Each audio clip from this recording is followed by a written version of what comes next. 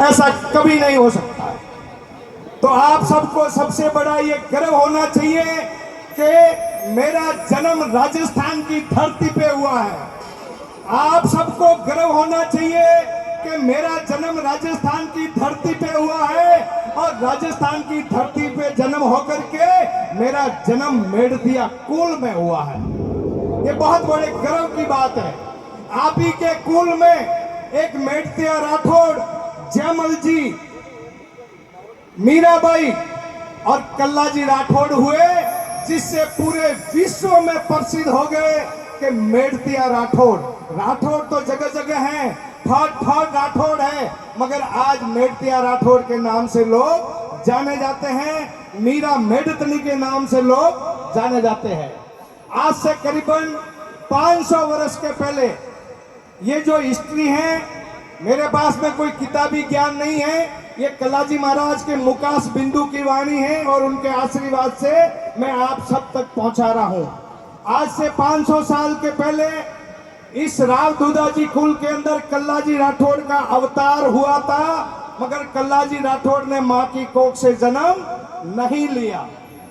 मां का नाम सफेद कुंवर, पिता का नाम अचल सिंह जी और राव दूधाजी परिवार, यही मेड़तिया परिवार, काका जयमल जी और भुआ मीराबाई के परिवार में।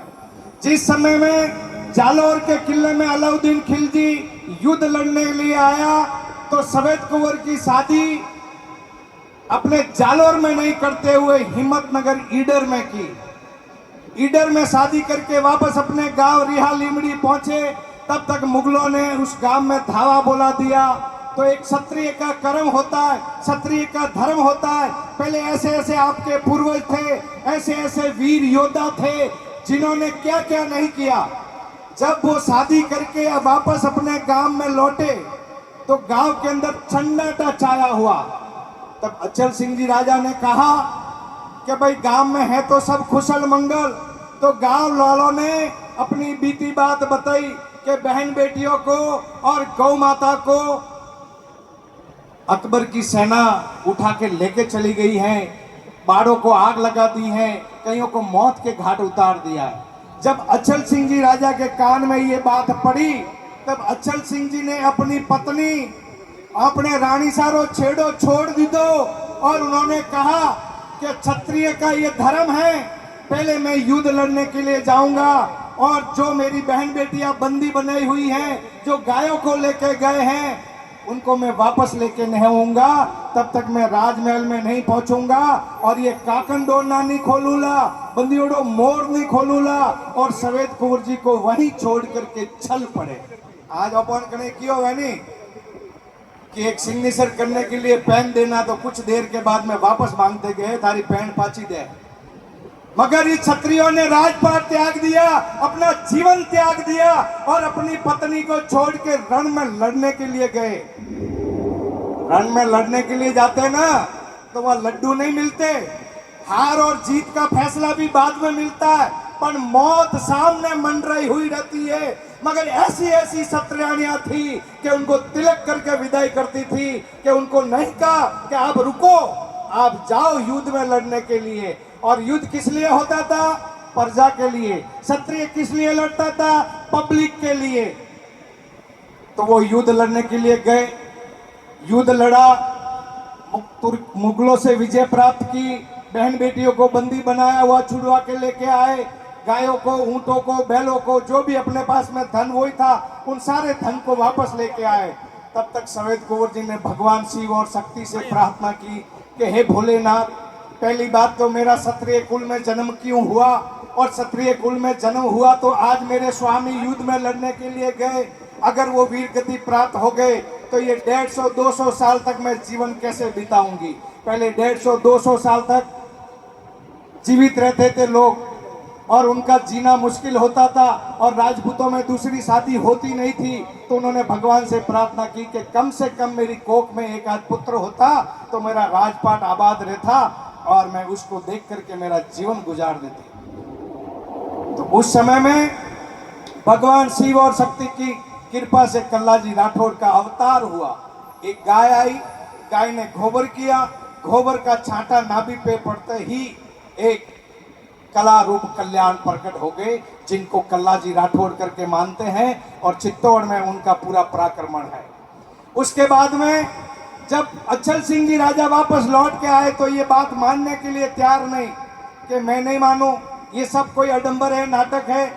तो ब्राह्मणों को बुलाए और वेद और शास्त्रों में देखो कि भाई ये पुत्र कौन है। जब वेद और शास्त्र खोले तो कुछ पल के लिए वो भी लुप्त हो गए, कुछ पल के लिए वेद और शास्त्रों में भी उनका विवरण नहीं आ रहा है। तो राजा और क्रोधित में हो गए और कहने लगे सत्य बात बताओ, नहीं तो रानी साहब थारी मौत है, इन ब्राह्मणों की भी मौत है। तब ब्राह्मणों ने, राज पुरोहित ब्राह्मण थे और राजपूत लोग उनको बहुत मानते थे, उन्होंने ब्रह्म ज्ञान लगाया और ब्रह्मा जी तक आकाशवाणी पहुंचाई और ये 3 दिन का बालक मुंह बोला, जो कल्लाजी राठौड़। जो इंसान जन्मता है कई दिनों के बाद में बोलता है, नाम कोई और देता है, मगर कल्लाजी राठौड़ 3 दिन के मुंह बोले और उन्होंने अपने पिता से सवाल जवाब किया कि नाम नाम कई करो, नाम मारू है कलो, कलासु अवतार हुओ, कल्याण सिंह, केसर सिंह, केर सिंह, ये मेरा नाम है। तो पिता ने यकीन नहीं किया, बोले मैं विश्वास नहीं करूं, मैंने कुछ प्रमाण दो।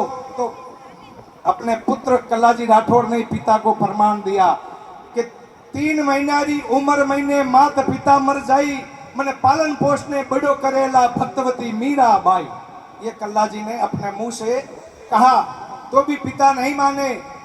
तो 3 महीने जैसे ही गुजरे, अलाउद्दीन खिलजी ने जालोर किले को घेर दिया। उस समय की बात है कि रायोरा भाव राते बीता, पाव रही 15 ने पहले रही 15। तो जालोर किले को घेरा, उस ससुराल पक्ष की मदद के लिए अचल सिंह जी गए और वहां पे वीरगति प्राप्त हो गए और उनके माताजी उनके साथ में सती हो गए, सफेद कुंवर जी। कल्लाजी का पालन पोषण करने वाला कोई नहीं रहा। कल्लाजी का पालन पोषण 8 साल तक मीराबाई ने किया। मीराबाई की शादी चित्तौड़गढ़ में राजा भोजराज के साथ में हुई, तो कल्लाजी का भी चित्तौड़ जाने का अवसर मिला। पहले अपने बार नैनपन पड़ती तब अपन कोई मासी के वहाँ, भुआ के वहाँ कहीं जाकर के अपना जीवन गुजारते थे। तो उस समय में कल्लाजी राठौड़ चित्तौड़गढ़ गए, राजा भोजराज जी का स्वर्गवास हो गया और मीराबाई के साथ में जो अत्याचार हुआ, वो अत्याचार मीराबाई के घर वाले राजा भोज ने नहीं किया, उनके देवर ने किया। जहर का प्याला भी देवर ने पिलाया, उनकी ननन ने पिलाया। देवर और ननन की ये योजना से सरप के पिटारे भी भेजे, जिससे सिसोदिया परिवार मेड़तिया कुल से नाराज था। और जब कल्लाजी राठौड़ का वहां पहुंचना हुआ तो उनको आदर भाव नहीं मिला। आदर भाव नहीं मिला तो कई दिन तक किले के आसपास में तंबुओं में बैठे रहे। और एक दिन किसी ने कहा कि अंदर जाके कोई काम करना है तो अंदर चले जाओ, बाहर घूमने से तो कोई मतलब नहीं है। जब कल्लाजी अंदर गए तो कल्लाजी को काम कौन सा सौंपा गया कि घोड़ोरी लीन नाकनी। मगर कल्लाजी ने, भैरूजी बाबूजी ने कहा था कि कभी पीछे मुड़ के मत देखना और किसी काम के लिए मना मत करना। जब कल्लाजी ने जाकर के वो भी काम किया, घोड़ों की लीन डालने का। तो आपको पता होगा सलुम्बर के पास में एक टोकरगढ़ भोरईगढ़ है। सलुम्बर के पास में एक टोकरगढ़ भोरईगढ़ है। वहां पे एक पेमला भील करके बहुत बड़ा डाकू रहता था, जिसने पूरे वागड़ क्षेत्र को कब्जे में कर लिया था। उसने अकबर की अधीनता स्वीकार कर ली थी और उस पेमला भील से युद्ध लड़ने की किसी की ताकत नहीं थी। महाराणा उदय सिंह जी की 3 बार सेना भेजी, पर वो पराग्रस्त होकर वापस लौटी। उस समय में कल्लाजी का वहां पहुंचना हुआ और मात्र कल्लाजी राठौड़ की 12 साल की उम्र, 12 साल की उम्र में राणा जी उस युद्ध की योजना बना रहे थे। तब सारण भाट सब वहां विराजमान थे। तो किसी ने कहा कि राणे भीड़ो बाटियो और कुण झेले हिंदवा, कम धज कल्ला यूं कहो कि यूं मैं झेलूं हिंदवा। बोल रहे ये केसरिया ध्वज उस भील के किले में जाकर के कौन गाड़ेगा और उस भील का मस्तक कौन काट के लेके आएगा। कोई योद्धा तैयार नहीं हुआ, मगर 12 साल की उम्र थी कल्लाजी राठौड़ की। उन्होंने कहा ये काम मैं करूंगा। तो महाराणा उदय सिंह जी ने कहा कि कहीं नशा में बात कर रही हो, कहीं तने पतो तू कौन है, तू कणु बात कर रही हो, मैं महाराणा उदय सिंह हूँ। तो कल्ला जी ने कहा कि हो तो महाराणा उदय सिंह हो, कोई राजा भोज तो नहीं हो। राजा भोज को और उदय सिंह जी को बनती नहीं थी, आपस में दोनों का विवाद था। तो भूपा जी भी बड़े ही करे कल्ला जी, तो उदय सिंह जी थोड़े गुस्से में थे, तो उन्होंने गुस्से में आकर के ये पीड़ा कल्ला जी को झेलाया कि ये 12 साल की उम्र में जाएगा, ये वापस लौट के आने वाला नहीं है, वहीं उन दुश्मनों के हाथ से ये मर जाएगा। ऐसा करके वो पीड़ा कल्ला जी को झेलाया और कल्ला जी वहां पे गए टोकरगढ़ भौरेगढ़। क्योंकि देखो इतिहास छोड़ने की मेरी आदत नहीं है, जो भी स्पष्ट कल्ला जी ने जितना कहा उतना ही मैं कहूंगा, बड़ा सड़ा के बात करना मेरा ये धर्म नहीं है। जब कल्ला जी वहां गए तो शिवगढ़ ठाकुर की बेटी थी जिसका नाम था कृष्णा कवरी। उसने कहा था कि मैं पिताजी शादी नहीं करूंगी, उनके पुत्र नहीं थे तो उत्तराधिकारी उसको बनाई हुई थी। उन्होंने कहा मैं शादी नहीं करूंगी, अगर मेरी शादी होगी तो मेरा डोला उठाया जाएगा, इससे बेहतरीन मैं शादी नहीं करूंगी। और मैं शादी उसी से करूंगी जो पेमला भील का हथियारा होगा, जो पेमला भील को मारेगा, उसी से मैं शादी करूंगी, नहीं तो मैं जीवन भर कुंवारी रह जाऊंगी, किसी से मैं शादी नहीं करूंगी। जब कल्ला जी का वहां पहुंचना हुआ, सोम नदी बह रही थी, सोम नदी के किनारे पे कल्ला जी घोड़ा खड़ा करके बारिश में भीग रहे थे, तो अपने झरोके के अंदर से उस राजकुमारी ने देखा और अपनी दासी से कहा कि जाओ चंपा दासी, जो रात भर पानी में भीग रहे हैं और सिर पे जो पगड़ी बंधी हुई है, ये पगड़ी मारवाड़ साइड की है, तो शायद मारवाड़ के सिरदार लगते हैं, इनको राजमहल में आने के लिए आमंत्रित करो। जैसे पानी नीचे उतरा वैसे सुबह में दासी ने आकर के कहा कि आपको राजमहल में बुलाया। तो कल्ला जी ने कहा कि मैं यहाँ पे किसी का मेहमान बन के नहीं आया हूँ, मुझे राणा जी ने एक छोटा काम बताया, मुझे टोकरगढ़ भौरेगढ़ जाना है, उसका रास्ता बता दो किधर है। तो उन्होंने कहा कि वहाँ पे क्या सनातन है? बोले उसका बहुत, इस वागड़ की क्षेत्र में बहुत अत्याचार है, मैं उससे युद्ध लड़ने के लिए आया। उसका अत्याचार क्या था? हर सोमवार के दिन ब्राह्मण की कन्या को काट के जिंदा खाना, ये पेमला भील का कर्म था। और आज भी वो गढ़ बना हुआ है, उसको लड़ने के लिए कोई जाने के लिए तैयार नहीं था। तो ये बात दासी को बताई, तो दासी डर के मारे भाग के राजकुमारी को बता दी, कृष्णा कंवर को, और कृष्णा कंवर ने मर्दानी पोशाक पहन करके अपना घुड़सवार होकर के कल्ला जी के पास में आकर के कहा, जय माता जी, क्या गोमरा कहीजो राजवी, क्या गोमरा कहीजो पाटवी, कोई थारो है नाम और क्यों थारो है गांव। तो कल्ला जी ने कहा, मु कोई गोमरो कोनी राजवी, कोई गोमरो कोनी पाटवी, कल्याण सिंह मारो नाम है, मेड़तिया सिरदार हूँ, राणा जी ने एक छोटा काम बताया इसलिए मैं इस क्षेत्र में आया हूँ। तो उन्होंने पूरी बात बताई, तो वो मर्दानी पोशाक पहन करके पेमला भील के वहां पे चढ़ाई की।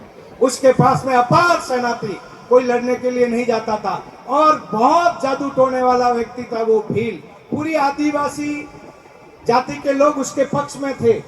तो कल्ला जी ने पेमला भील को जाकर के संदेश पहुंचाया, बोल रहे चित्तौड़ से मेड़तिया सिरदार आया है और तुमसे युद्ध लड़ना चाहता है। तो पेमला भील आते आते अपने सेवादारों के जरिए हंसते हुए बोला कि मेरे पास में इतनी अपार सेना होते हुए ये क्या युद्ध लड़ सकता है। तो उन्होंने, कल्ला जी ने कहा कि 3 दिन का समय देता हूं तुझे, सुतोड़ान मारू तो छोर वाजू, भागने जाऊं तो कार वाजू, और लाराती मारू तो मैं खाती बाजू। ये मेरा क्षत्रिय का धर्म नहीं है, मैं तुझे चेतावनी देके मारता हूं, तीसरा सूरज मैं तुझे देखने नहीं दूंगा। जैसे ही 3 दिन गुजरे, उस पेमला भील की सेना ने चारों बाजू से कल्ला जी और कृष्णा जी को घेर लिया, और उनके तरफ से अल्लाहू और अकबर के नारे लगे, और कल्ला जी राठौड़ के तरफ से हर हर महादेव के नारे लगे। जितने भी पेड़ के पत्ते थे सब नाग बन के आंधी तूफान के जैसे उड़ने शुरू हो गए, और आंख झपकते ही उसकी सेना धराशायी हो गई, और कई सिलेंडर हो गए, और वो खुद ही हर हर महादेव के नारे लगाने लग गए। उस समय में कल्ला जी ने पेमला भील से कहा, अंतिम इच्छा बोल। तो उसने कहा कि मुझे तड़पा के मत मारना, मेरी एक झटके गर्दन काटना और जहां मेरी गर्दन कट रही है वहीं मुझे दफनाना। ये मैं जितनी बात बता रहा हूं, मैं वहां जाके आया हूं, आज भी वहां पे भील की पूजा हो रही है। और पेमला भील का मस्तक काट दिया और वो मस्तक काट करके कृष्णा जी और कल्ला जी साथ में लेकर के आ रहे। और फिर कल्ला जी ने कृष्णा जी से कहा कि आप एक नारी होकर के 3 दिन मेरे साथ में गुजारे, आपको मेरा कोई डर भय, आपके घर वाले कोई चिंता नहीं करते होंगे? तो कृष्णा जी ने कहा कि मैं जब घर से लौटी ना आपके साथ में, तो मैं ये सोच के नहीं लौटी हूँ कि मुझे 3 दिन गुजारने हैं, मैं ये सोच के निकली हूँ कि आपके साथ में मुझे जीवन निकालना है। तो क्या आपकी बात में समझा नहीं कि ये कल्पना मैंने पहले की थी कि जो पेमला भील को मारेगा, पेमला भील का हत्यारा होगा, वही मेरा जीवन साथी और मेरा स्वामी होगा। अभी फैसला आप ही कर देना। ऐसा कह करके कल्ला जी चित्तौड़गढ़ आ गए और राजकुमारी कृष्णा जी अपने महल में गई। जैसे महाराणा उदय सिंह जी को पता पड़ा कि पेमला भील का मस्तक कल्ला राठौड़ काट के लेके आ रहा है, तो वहां पे भव्य स्वागत की तैयारियां चल रही थी।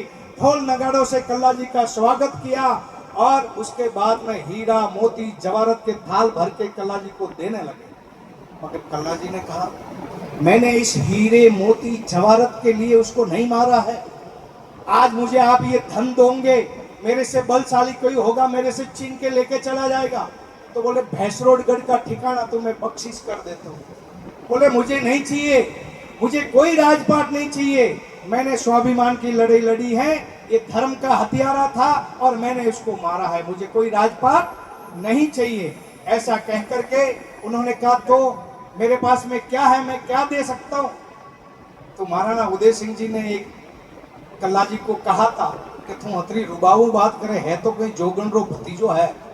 तो कल्ला जी ने वो जवाब वापस दिया, बोले मैं एक जोगन का भतीजा आपसे क्या मांग सकता हूँ, मेरे कुछ नहीं चाहिए। तो उन्होंने कहा, बोले कुछ तो लो, ठिकाना ले लो, भैंसरोडगढ़ ले लो, ये 56 थरा की जागीरी ले लो। तो उन्होंने बोला नहीं।